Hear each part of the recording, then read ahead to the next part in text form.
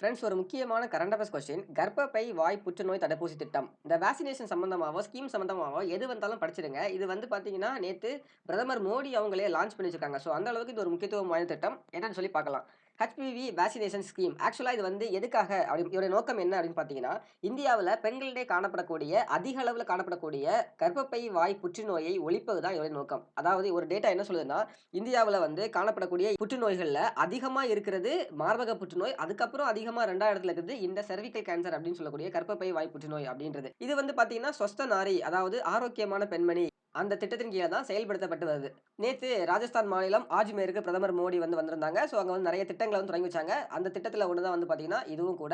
இதுல என்ன பண்றாங்க அப்படின்னு பார்த்தீங்கன்னா, 14 வயது சிறுமிகளுக்கு மனித பாப்பிலோமா வைரஸ் அதாவது ஹெச்பிவின்னு சொல்லக்கூடிய ஹியூமன் பாப்பிலோமா வைரஸ் அந்த தடுப்பூசி போடும் திட்டத்த தான்.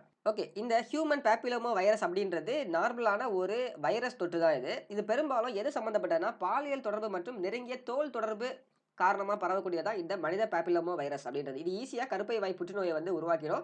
இது மூலமா நெறைய பாதிப்புகள் இருக்குது. ஸோ இத சரி பண்றதுக்காக தான் கிட்டத்தட்ட பார்த்தீங்கன்னா, ஆண்டுதோறும் 1.15 கோடி சிறுமிகளுக்கு இலவசமா இந்த தடுப்பூசிய வந்து போடப்படும் அப்படின்னு சொல்லியிருக்காங்க. ஓகேங்களா? ஆனா இது வந்து பார்த்தீங்கன்னா, கட்டாயம் இல்ல. பெற்றோர் அல்லது அவங்களுடைய காப்பாளருடைய ஒப்புதல் கூட இத போட்டுக்கலாம் அப்படின்னு சொல்லியிருக்காங்க. ஓகேங்களா? ஸோ முக்கியமான ஒரு விஷயம். இப்போ உங்களுக்கான ஒரு கொஸ்டின் கேட்கிறேன். இந்தியாவுல முதல் உள்நாட்டு கர்ப்பப்பை வாய் புற்றுநோய் தடுப்பூசியின் பெயர் என்ன? அப்படின்றது கொஸ்டின்.